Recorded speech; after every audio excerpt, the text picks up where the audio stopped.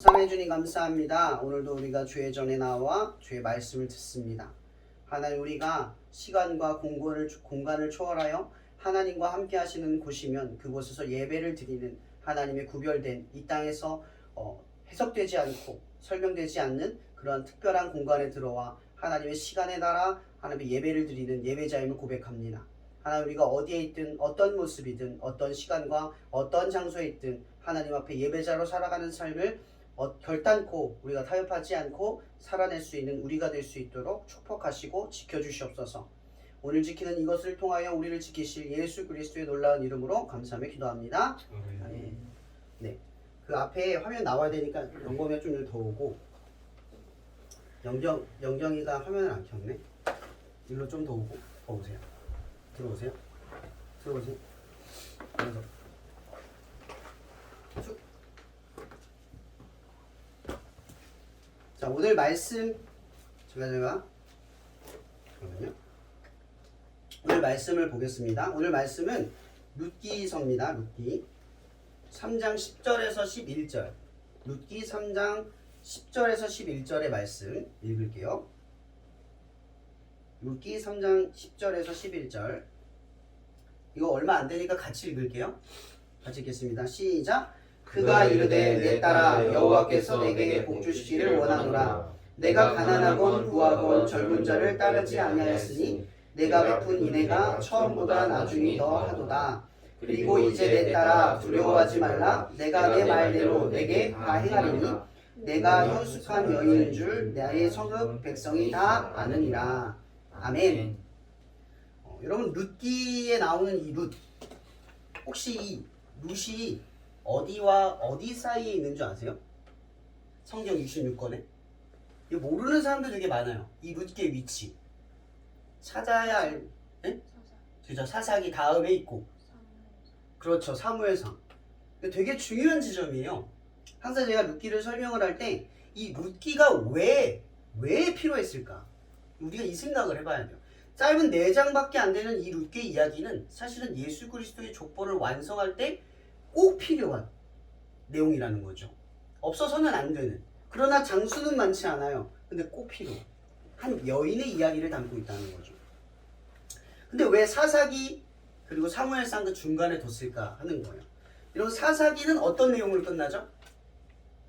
21장 25절에 그때의 이스라엘의 왕이 없으므로 뭐라고 말해요? 각자의 옳은 소견대로 행하거라 라고 끝맺음을 가져요.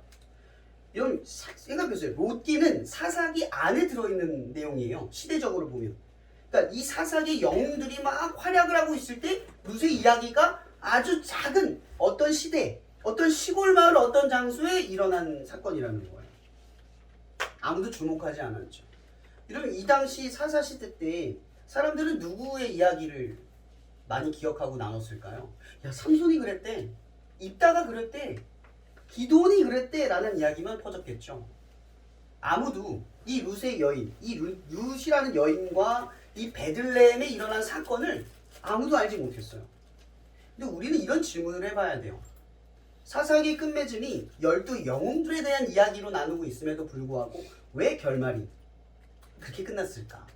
뭘 이야기하고 싶은 걸까요? 사사기에서 결말. 여러분, 사사기 결말은 이거예요. 인간이 아무리 뛰어나고 능력이 있어도 구원하지 못한다. 이거예요. 결론이 이거예요. 인간의 스스로의 힘으로 하나님이 주신 능력이라 할지라도 그 능력으로는 구제되지 못한다. 이 뜻이죠.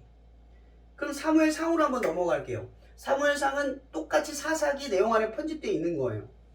그래서 누가 등장을 하죠? 엘리 제사장이 등장을 하는데, 이 엘리도 설명하기를 뭐라고 설명하죠? 사사라고 설명을 해요. 사사 엘리. 근데 이 엘리가 어때요? 몸이 우둔하고 시력 나빠지고 어때요? 영적인 감각이 둔화해졌다라고 성경은 설명을 해요. 이 시력이 흐려졌다는 건 단지 시력을 의미하는 게 아니에요. 비전, 보는 눈이 나빠졌다라는 거예요. 눈만, 시력만 나빠진 게 아니라 하나님을 보는 시선, 하나님을 통해서 세상을 보는 비전이 없다, 이 뜻이에요. 근데 그 시대에 갑작스레 누가 등장을 하죠? 엘가나의 가족이 등장을 하는 거예요. 엘가나의 한나의 이야기가 등장을 하지만 이 엘가나의 가정이 왜 중요한 줄 아세요? 바로 이 엘가나의 가정이 룻기의 가정과 연결이 돼 있어요. 뭐냐? 이러면 엘가나의 가정은 성경에서 잠깐 등장하다 사라져요. 특별한 지점이 있어요? 사사처럼 능력을 발휘했거나 하나님의 역사가 기록되지 않았죠. 한나의 기도도 그냥 운 거예요. 울부짖은 기도 속에 자식을 낳은 거 말고 또 있어요? 특별함이 있어요? 없죠. 업적 같은 게 없어요. 룻기도 마찬가지죠. 근데 중요한 건 이 두 가지 소재 모두가 뭐를 다루고 있냐? 가정을 다루고 있어요. 한 가정. 근데 어떤 가정? 믿음의 가정. 믿음의 가정에 대해서 이야기를 하는 거예요. 그리고 믿음의 마을, 믿음의 사람들에 대해서 이야기를 하고 있는 거죠. 자, 이 룻기의 배경은 바로 이런 지점에 있다라는 걸 여러분들이 기억하고 내용으로 이어갈게요. 오늘 룻기는 어떤 일을 경험을 하게 되냐면 이 어머니 나오미라는 이 기쁨이라는 이름을 가진 이 나오미는 엘리멜렉과 함께 갑자기 이 베들레헴 땅에 기근이 생기자 어디로 가요? 모압 땅으로 가게 돼요. 그러니까 아들 말론과 기럝이 있는데 이 말론과 기럝이 죽어요. 그리고 또 누가 죽어요? 엘리멜렉이라고 하는 남편도 죽어요. 이 나오미에게 남은 사람들은 모압 여인 아내 2명 밖에 없는 거죠. 오르바와 룻. 희망이 없는 거죠. 그 둘을 데리고 내려오는 거예요. 근데 내려오다 보니까 이 나오미의 형편이 지금 자식이 없어요. 낳을 수도 없어요. 그러니까 대가 끊겼다는 건 뭐예요? 이 당시 대가 끊겼다는 건 소망이 없다는 얘기예요. 그럼 아브라함이 왜 하란 성을 벗어났어요? 소망이 없기 때문에 떠난 거예요. 아무리 부자여도 자식이 없다는 건 소망과 연결이 돼 있는 거예요. 비전. 자기가 보는 비전, 자식이 있어야 한다. 이건 세상적인 가치와 기준인 거예요.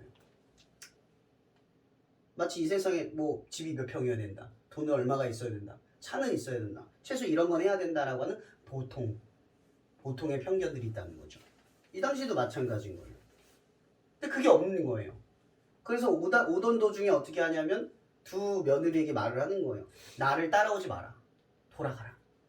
너희는 아직 어리고 젊으니 다시 시집을 갈 수 있고 다시 시작할 수 있다. 가라. 강하게 권면을 해요.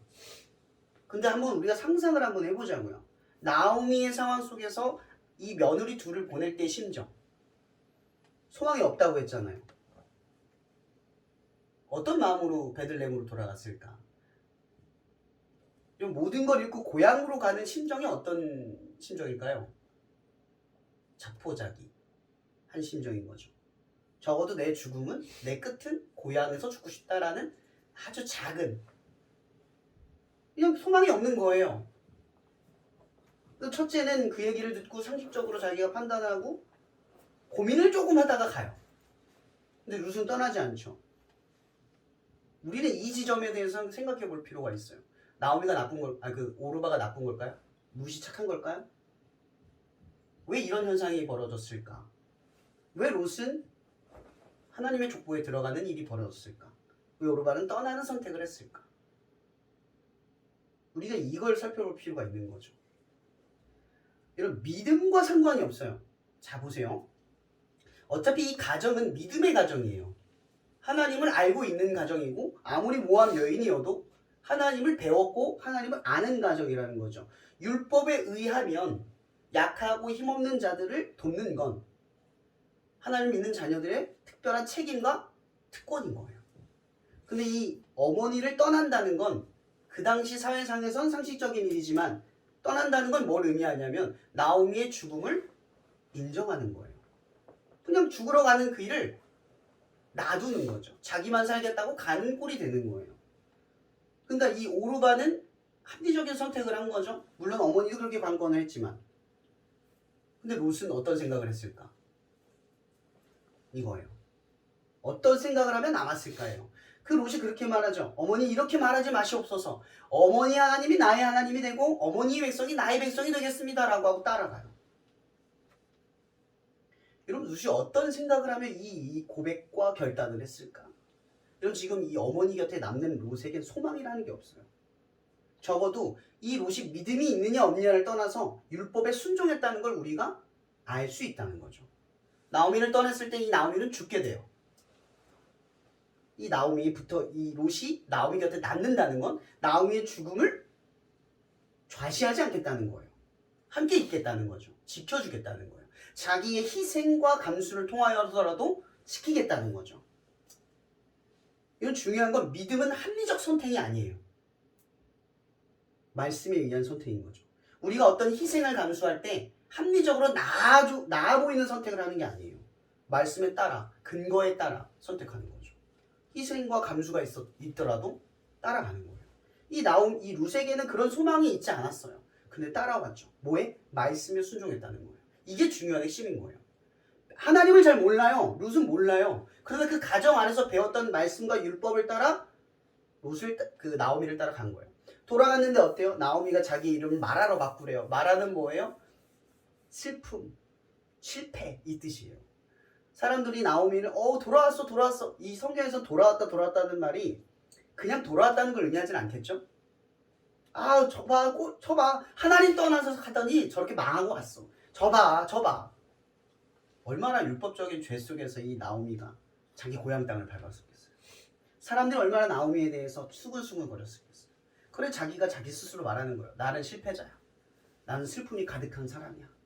불순종하여 이렇게 됐어. 그래 나를 말하라 불러. 자기가 자포자기한 거죠. 이미 이 일은 나오미가 마음으로 먹었다는 얘기예요. 이런 상황이라는 걸 알고 있었다는 거죠. 분노하지 않아요. 이런 절망을 기피한 사람은 분노하지 않아요. 수긍을 하죠. 자기 자신에게 화살을 돌릴 뿐인 거예요. 그렇게 나오미는 자기 고향 베들레헴으로 들어갑니다. 근데 그곳에서 룻이 어머니를 봉양하기 위해서 중요한 거예요. 여러분 이거 잘 몰랐을 거예요. 룻이 음식을 구하러 가는데 음식을 어떻게 구하는 줄 아세요? 그냥 밭에 가는데 밭에 배지 않는 곡물이 있는 거예요. 그 곡물을 가지고 가서 먹어요. 근데 이거요. 합리성으로 말하면 여러분 더 수확을 많이 하고 싶지 않아요? 남기고 싶어요? 다 수확하는 게 맞죠, 합리적으로. 근데 중요한 건 이거예요. 그 땅의 주인이 보아스였고 보아스는 율법에 따라 이방인과 과부와 고아를 위해 곡물의 어느 부분들을 베지 않고 놔두었다는 얘기예요. 자, 여기에 또 우리가 주목해야 될 점 뭐가 있어요? 말씀에 순종하는 사람들이 있었다. 사사기에 자기의 능력과 재능을 가지고 세상을 구원하려 하는 사람들이 있었어요. 그런데 조용히 자기의 삶을 살면서도 아주 작은 하나님의 말씀을 지켜가는 사람들이 있었다는 거예요. 롯처럼 보아스도 그런 사람이었다는 거죠. 여러분 우리가 여기서 주목해야 볼 점이 뭔지 아세요? 여러분 일상에서 지키는 말씀의 작은 지점들 크게 안 보죠. 오히려 하나님을 위한 교회 일, 사역 드러난 대다수의 일들을 바라보잖아요. 근데 하나님이 주목하여 이끄는 하나님의 족보에 들어가는 사람들의 모습들을 보세요. 아주 작고 사소한 남들이 합리적으로 따르지 않고 중요하다고 보지 않는 지점들을 지키고 살아가요. 그 곡물을 남겨둔 것 때문에 룻이 나오미에게 식사를 제공하고 그 땅에서 정착할 수 있는 기회를 갖게 돼요. 그런데 중요한 건 이 마라라고 하는 나오미가 보아스의 믿음을 보게 되는 거죠. 우리 가족에 있는 일원이다. 보아스는 나이가 많아요. 아내도 있겠죠. 이미 부호하고 그 땅에서 잘 먹고 잘 사는 사람이에요. 이미 충분한 거죠. 근데 이 룻이 나오미, 그러니까 어머니 마라의 시어머니 마라의 말을 듣고 누구에게 가요?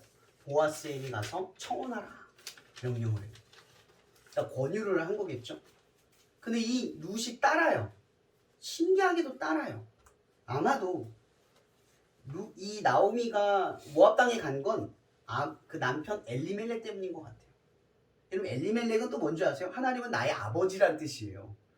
남편의 이름이 그런 이름인데 모압 땅으로 간 거예요. 참 아이러니하죠? 이름하고 다른 삶을 산 거예요.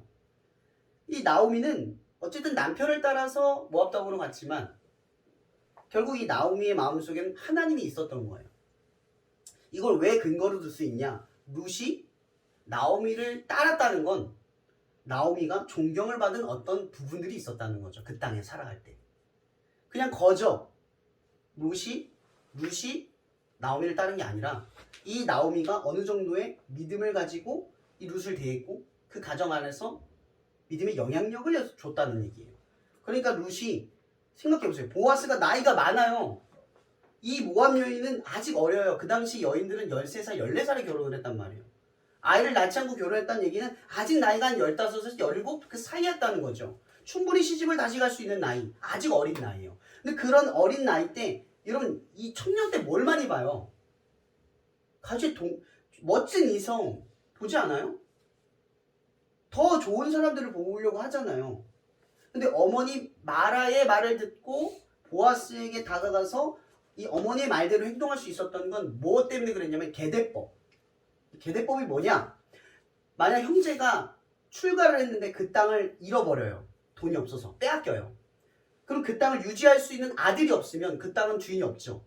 하나님께서 이 계대법이 뭐냐면 형제 중 누군가에게 시집을 가서 애를 낳으면 그 형제가 다시 대를 잇는 거예요. 그 땅 주인이 되는 거죠.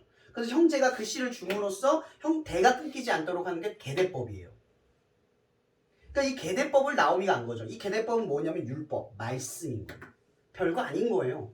근데 말씀에 따라 행동했다는 거죠. 룻도 말씀에 따라 자기가 보기에 좋은 걸 한 게 아니라 말씀에 따라 행동했다는 거예요. 그게 오늘 본문의 10절의 이야기예요. 뭐라고 되어 있냐면 10절 이렇게 되죠. 그가 이르되 내 딸아 여호와께서 내게 복 주시기를 원하노라. 내가 가난하건 부하던 젊은 자를 따르지 아니하였고.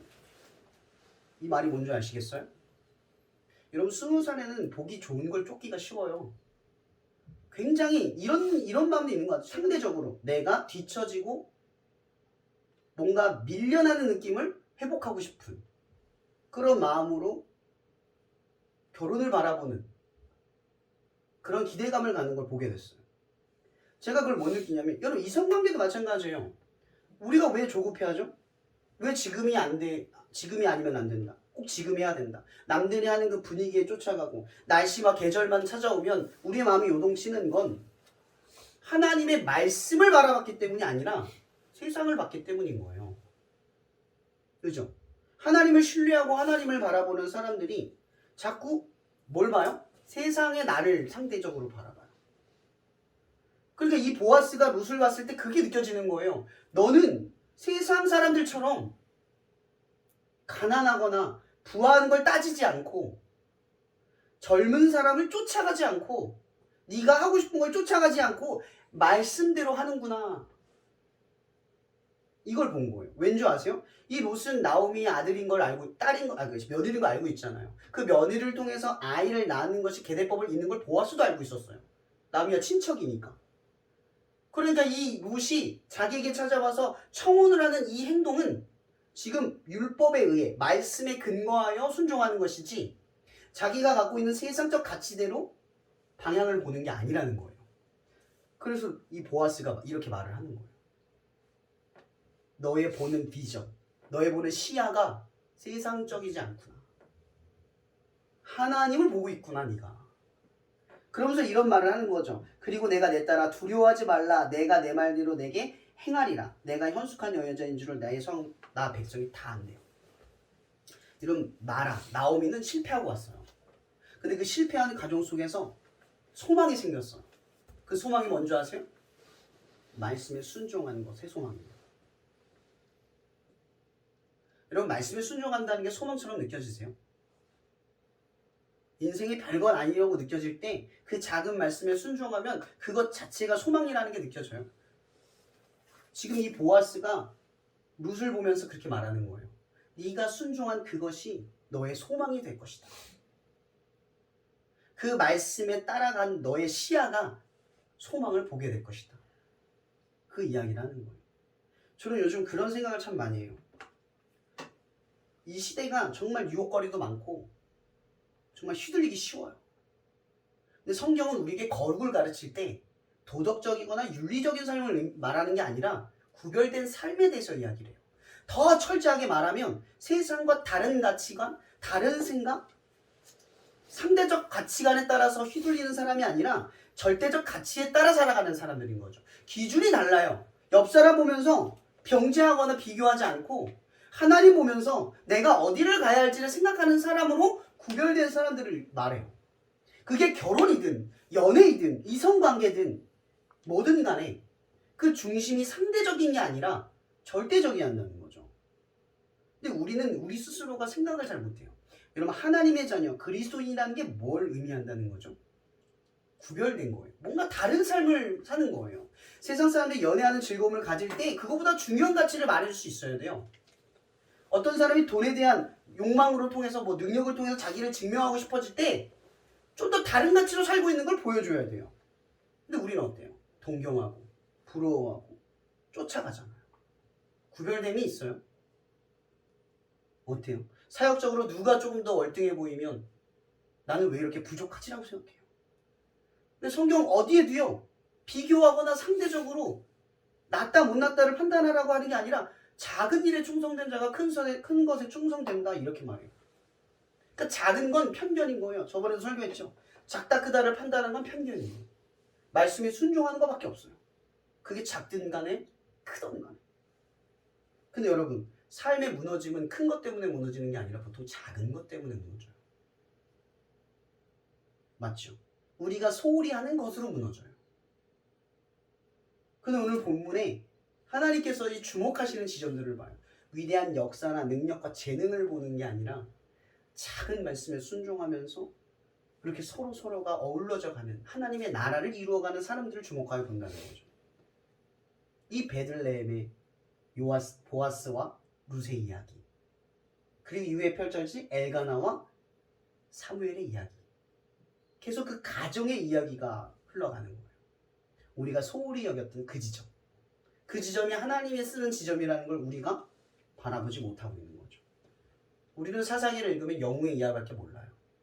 그게 실패했던 이야기라고 생각하지 않아요. 저 예전에 중고등학교 때 교재를 쓰면 그 사사기 관련된 교재를 썼던 기억이 많이 나요. 영범이 들어봤을 거예요. 전 지금도 후회가 많이 돼요. 뭐 기도원처럼 되라, 입다처럼 되라, 다 헛소리였어요. 성경 그 사사기는 그런 얘기를 하고 있는 게 아니에요. 능력과 재능으로 이루어지는 것이 하나님의 나라가 아니라는 걸 말하고 있는데, 저는 그때 당시 전도사는 그런 지식이 없었던 것 같아요. 후회스러워요. 그렇게 말하지 말고. 결국 이 이야기는 롯의 이야기가 포인트인 거예요. 그 우리 삶을 돌아봐야 된다는 거죠. 전 마태복음 6장의 이야기로 마무리 지으려고 해요.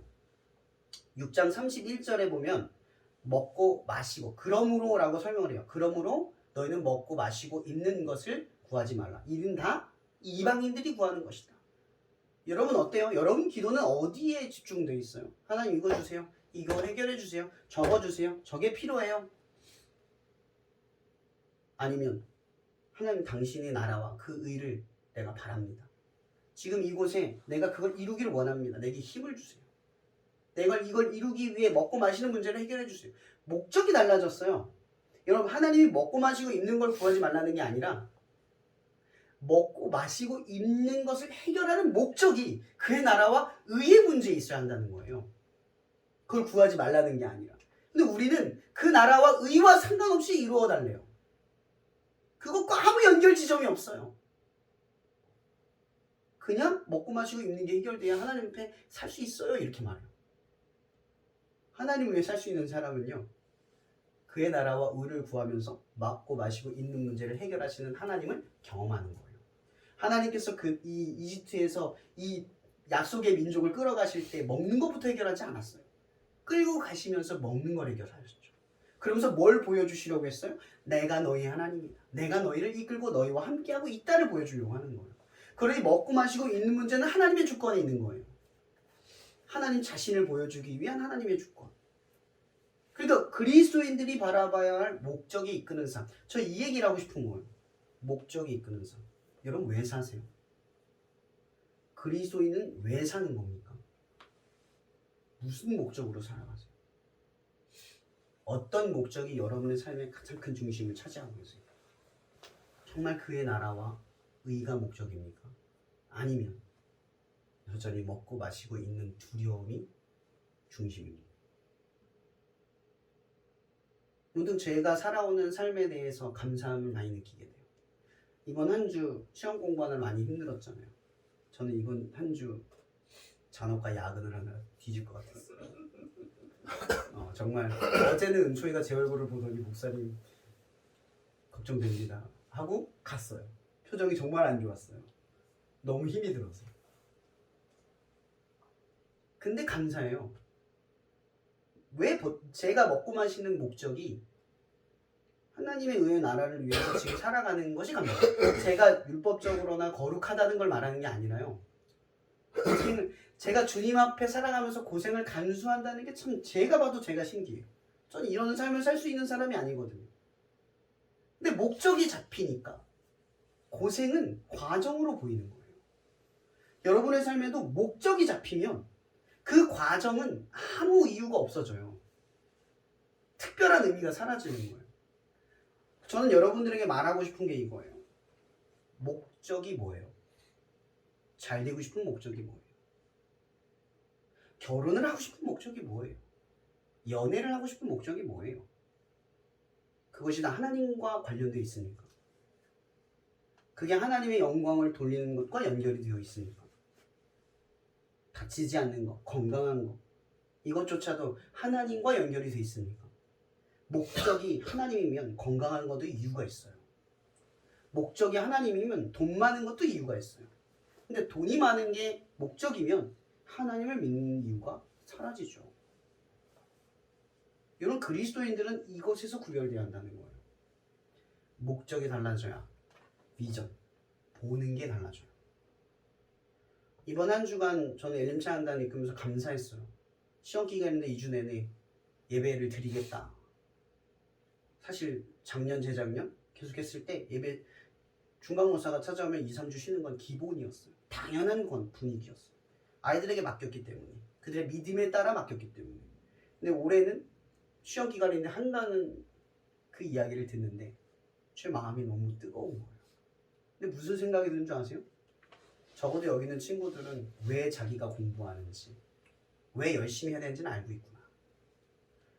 여러분, 세상은 자꾸 그런 것 같아요. 바쁘고 중요한 지점은 세상에서 만들어요. 수능이 중요하다, 뭐 입시가 중요하다, 취업이 중요하다, 어느 한 지점으로 우리를 몰아가는 것 같아요. 근데요, 가끔 신앙인들이 착각하는 게 있어요. 중요한 지점으로 몰아갈 때 그때 신앙을 줘요. 그때 신앙을 멈춰요. 중요할 때는 하나님이 제쳐져요. 근데 여러분, 제가 여러분보다 믿음이 좋다가 아니라요, 제가 신학을 했기 때문에, 목사고시를 받기 때문에가 아니라요, 저는 목사고시 할 때도 성경을 내려놓은 적이 없어요. 공부를 할 때도 기도를 멈춘 적이 없어요. 더 중요하니까. 바쁠 때일수록 하나님을 더 붙드는 건 나의 처절함의 싸움이었어요. 이번 한 주도 되게 피곤하고 힘들었어요. 근데 10분, 20분 일찍 가서 성경을 보는 게 제 마지막 보루와 같았어요. 제가 왜 이런 선택을 했는 줄 아세요? 믿음이 좋아서가 아니에요. 적어도 내가 일을 하는데 목적이 뭔지를 또 한 번 상기해야 하니까. 여러분들이 하는 일에 내가 왜 이 일을 하는지에 대한 목적이 있어야 합니다. 근데 우리는요, 어떻게 살아가요? 목적을 상기하지 않고요, 그냥 일상에 들어가요. 왜 이걸 해야 되는지 주권을 내놓지 않아요. 전 솔직히 말하면 공부할 시간이 더 없는데도 하나님께서 마음을 주셔서 성경을 읽게 하셨어요. 그래서 목사고시 문제집 풀 때도 한 번에 풀면 되는 걸 하나님이 사사기 읽고 풀어라, 계속 이런 식으로 가게 하셨어요. 부딪힘을 주셨어요. 믿음을 좋아서가 아니에요. 순종한 거죠. 근데 그런 훈련을 하고 나니까 배운 게 하나 있어요. 중요할 때 더 하나님의 방식을 따라야 한다는 거. 근데 여러분들에게 이런 배움이 있냐는 거죠. 중요할 때 하나님을 의지하는 방법을 아냐는 거예요. 바쁠 때 멈춰서서 하나님이 뭘 더 중요하게 여기시는지를 경험한 적이 있냐는 거예요. 그럼 룻의 인생을 보세요. 지금 룻에게서 가장 중요한 건 먹고 사는 거 말고 뭐가 있죠? 지금 당장 시급한 거. 근데 먹고 사는 문제를 뛰어넘어 하나님의 말씀에 순종해서 보아스 앞에 나아간 건 말씀에 순종한 거예요. 여러분, 무엇에 순종하고 계십니까? 어떤 목적을 따르고 계십니까? 그리고 여러분의 목적이 하나님의 영광과 어떤 관련이 있으십니까? 오늘 말씀을 통해서 여러분 한 가지만 기억했으면 좋겠습니다. 오늘 우리가 왜 살고 어떤 꿈을 꾸는지 왜 꾸고 왜 고생을 해야 되는지 알고 그 목적에 따라서 이것저것에 부딪히며 나아가는 여러분이 되길 바랍니다. 그리고 세상과 전혀 다른 존재가 되십시오. 세상보다 조금 나은 존재로는 안 됩니다. 그리스도인이 된다는 건 세상과 전혀 다른 사람이 되는 것이지 세상보다 조금 나은 사람이 되려고 하는 것이 아니라는 걸 기억하십시오. 기도하고 마치겠습니다. 사랑해 주님, 이 시간 저희가 말씀 앞에 나아갑니다. 롯의 인생을 보며 또한 보아스의 이야기를 들으며 엘가나와 한나의 이야기를 들으며 믿음의 가정을 이루어 하나님의 역사를 이루는 예수 그리스도의 족보를 우리가 바라보게 됩니다. 하나님, 우리가 이 땅 가운데 말씀에 순복하여 하나님 앞에 큰 자가 되게 하여 주시옵소서. 우리는 자꾸만 능력과 재능, 어떤 성취와 성공, 무언가를 이루어야만 하는 업적을 이루어내 좀 더 나은 그리스도인이 되려는 헛된 욕망 앞에 사로잡혀 있음을 고백합니다. 그러나 주님, 이제는 우리가 바라옵건대 철저하게 구별된 그리스도인이 되도록 우리를 이끌어 주시옵소서. 하나님, 우리의 목표가 너무 낮았음을 고백합니다. 우리의 목적이 하나님이 아니었음을 인정합니다. 하나님, 이 시간 우리가 다시 고백하고 결단하오니 그 목적을 따르며 하나님의 영광과 하나님의 뜻에 고민하며 씨름하며 먹고 마시는 문제들을 주님 앞에 내어드릴 수 있는 우리 자신이 될 수 있게 하여 주시옵소서. 삶의 사소한 모든 것들로부터 하나님의 영광이 되기를 간절히 소망합니다. 우리의 작은 결정들이 비록 실패와 실수도 있겠지만 그때마다 성령께서 우리의 마음을 뒤흔들고 깨워주셔서 우리를 온전하고 바른 길로 언제든지 갈 수 있도록 붙들어 주시옵소서. 하나님, 우리가 구별되는 삶을 살아가기엔 굉장히 어렵지만 우리를 구별되게 이끄실 주님을 믿습니다. 여기는 청년들이 그 힘들고 어려운 길을 갈 때마다 하나님 붙들어 주시고 지켜주시고 함께하여 주시고 넘어졌을 때 일으켜 세워주시고 주저앉았을 때 부둥켜 안아 주시옵소서. 모든 것을 주님께 의탁하며 살아계신 예수 그리스도 이름으로 기도합니다. 아멘. 네, 광고해 주세요. 회의가 종료됐네요. 나 저거 왜 이렇게 된 거지? 근데 딱 말씀 끝날 때 끝난 거지.